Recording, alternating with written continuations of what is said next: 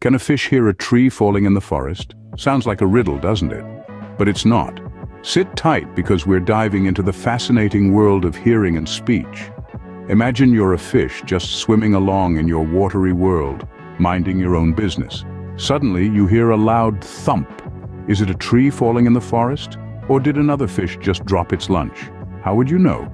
That's where hearing and speech come into play. Let's imagine a different scenario. A child named Jamie. Jamie is bright and curious but has a hearing impairment. This affects his ability to communicate and learn language. He struggles to enunciate words and form sentences because he cannot hear his own voice or the of others clearly. It's like he's underwater, just like our fish, trying to make sense of the muffled sounds around him. Hearing isn't just about those weird, wiggly things on the sides of your head.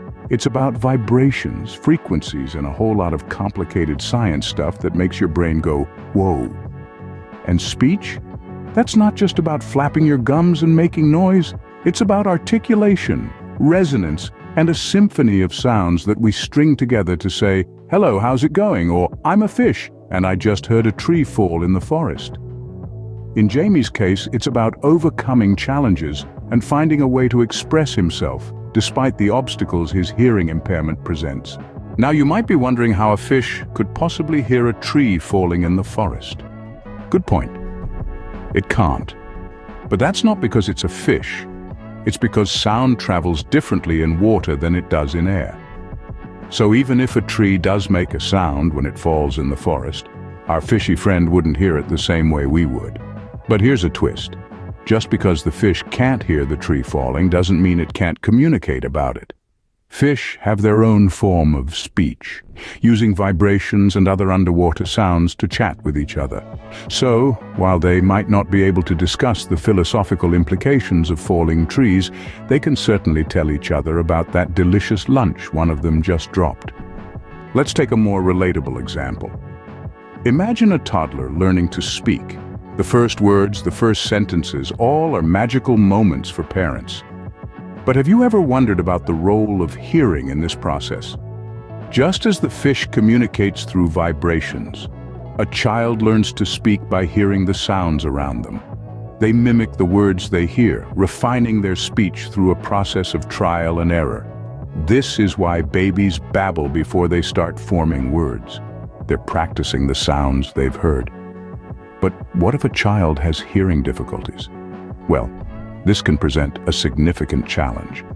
They might struggle to pick up on the nuances of speech, like tone and rhythm. They might also find it harder to distinguish between similar-sounding words, and their own speech might be less clear as a result. Thankfully, with early intervention and support, many of these challenges can be overcome. Hearing aids, cochlear implants, and speech therapy can all play a part in helping a child with hearing loss develop their speech. So, just like our fishy friends, humans also rely heavily on their hearing for communication. And when that's compromised, it can make learning to speak a real challenge. But with the right help and support, there's no reason why a child with hearing loss can't learn to speak just as well as their hearing peers. Now back to our fishy friends and their underwater chatter. What is the significance of all these aquatic antics? The purpose is to demonstrate the complex and intriguing link between hearing and speech. They're like two halves of a whole, each crucial for communication and understanding. Whether you're a person discussing the day's forecast or a fish planning their next meal, hearing and speech are the keys that it all. To sum it up, keep in mind, hearing isn't solely an ear function, it involves vibrations and frequencies. Speech isn't just random sound, it's a harmony of noises. And our fish friends? They may not hear a tree fall in the forest, but they certainly have a knack for sharing mealtime stories. And finally, let's wrap up our discussion on the intriguing connection between hearing and speech. Do you feel more knowledgeable now? I certainly hope so.